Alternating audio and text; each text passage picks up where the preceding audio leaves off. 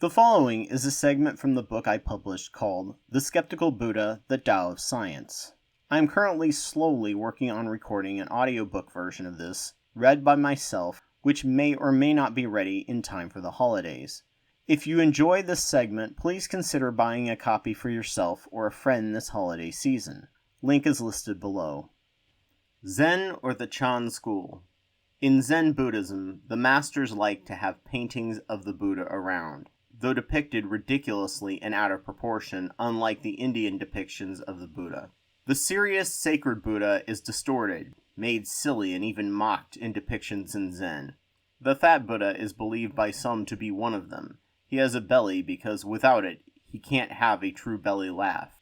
The Zen master Bankei always insisted on having a painted image of the Buddha hanging behind him, and he would say, "Look at this fellow. Whenever you meet him, kill him immediately. Don't give him a chance. While meditating, he will come to disturb you. Whenever you see his face in meditation, just kill him then and there. Otherwise, he will follow you and haunt you if you repeat his name." He would say, because Buddhists often chant Namo Buddhaya, Namo Buddhaya, immediately go wash your mouth out with soap. But then his followers would see him bowing to the picture every morning. His followers were confused, and Bankei replied, "All of this has been taught by this fellow, so I must pay my respects. This is insulting to the Buddha on purpose. Laugh at him, make fun of him. There is nothing special about him. It is an act of love. The second you have an image of the Buddha in your mind, you place your own interpretations and biases on him. When you say his name, you do so as well. When you think about a fact or the truth, you don't do the same. Even the great Buddha could, gasp, be wrong. Have no preconceived notions. In pursuit of the truth, nothing is sacred." When the Buddha debated, some monks were more in tune with him because they understood the logical battle. When he spoke, others understood his words and their meaning. But when he sat there silent in front of the two groups, it felt awkward and uncomfortable. But not the monk Mahakashyapa. Mahakashyapa felt most at ease and in tune with the Buddha when he was silent. He felt such wisdom in the silence and the limits of talking. The Buddha just sat there holding a flower, silent. But the other two groups were all restless, wishing this was over, so they could finish up and go home. Mahakashyapa found this so funny, and he laughed out loud. Everyone else was utterly appalled that he would do so in front of the great master. It's irreligious, profane, and disrespectful. However, in Zen, laughter is a tool, like the fat Buddha is displaying, a chant, prayer, and mantra. The Buddha looked out on the crowd and called him up. He gave him a flower and said, "I give you the keys." What are the keys? Laughter and silence. Silence within, laughter without. And when laughter comes out of silence, it is not of this world, it is divine. Or as I like to say, blasphemy with an equal mix of humility leads to enlightenment. Because of this, Mahakashyapa is considered the first master of Zen Buddhism. Sadly, often people think blasphemy alone makes them superior, or humility alone makes them righteous, and neither ever see the truth. The Chan school of Buddhism was an interesting marriage of Taoism and Buddhism. The first practitioners of Buddhism in China were Taoists. They adopted the meditation techniques of Buddhism and blended it in with their own meditation practices such as Qigong, a form of mindful moving like yoga that is believed to help with the flow of energy, or qi, and used in martial arts cultivation. In China, there are 3 different masters, each a master of a part of Buddhism. There is the master of rules and discipline for monks and nuns, the master of meditation, and the master of writings of Buddhism. Different centers focus on different parts of Buddhism. Chan believed that all sentient things have enlightenment, but our experiential and social training has covered and cluttered that up, so we can't see it. It is why animals appear to be always in the moment, while we are always planning for the future or thinking about the past. The idea of a natural state is very Taoist.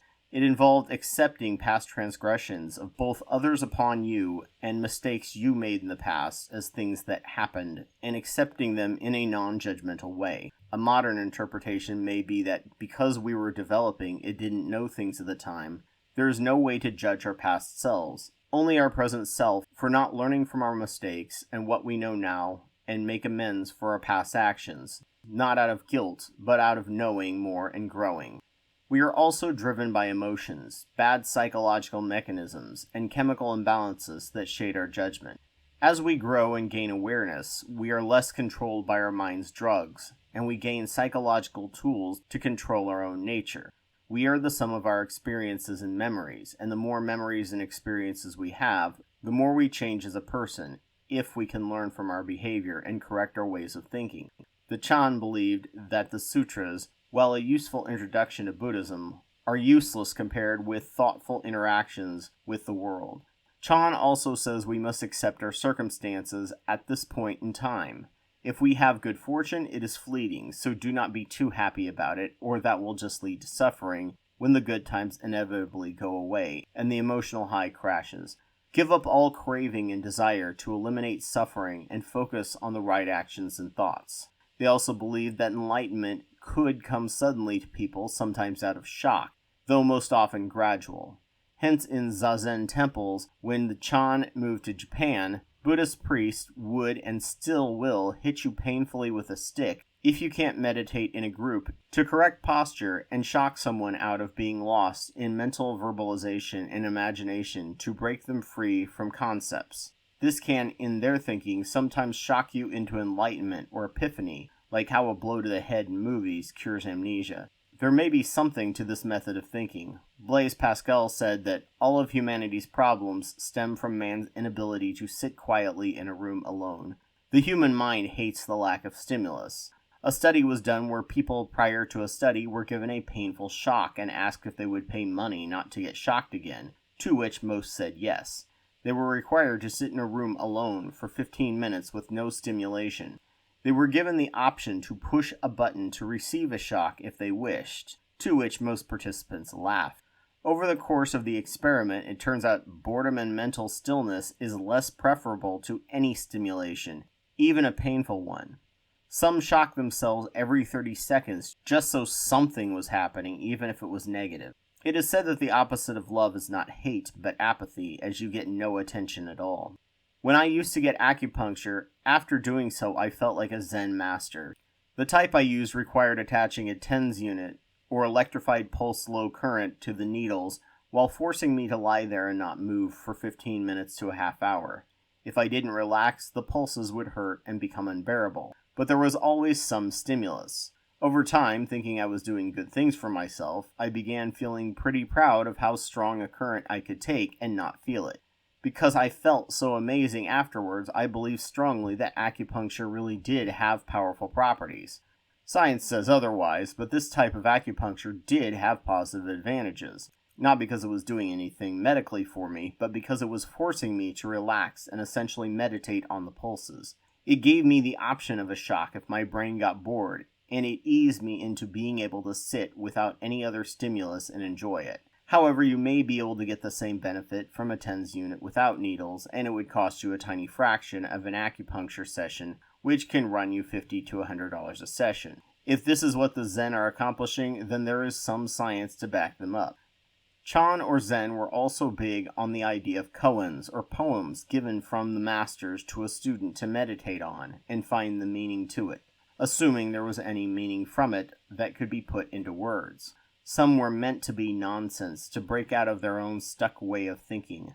Some were about observations of the little things in reality, to increase mindfulness, and some were there to contemplate the wholeness of reality, linking enlightenment with the Chinese concept of Wu Wei, or the Tao. When the koans became too literalistic, some Buddhist monks would burn them because the koans were now ruined.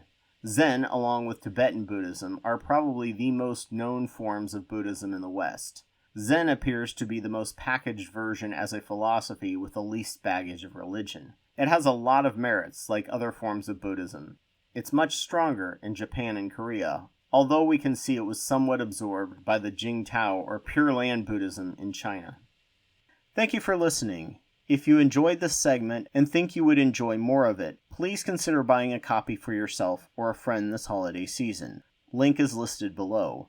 If you have already purchased a copy, please consider leaving a review on Amazon, which will help the algorithm connect people who are looking for this type of information with my work. Thank you.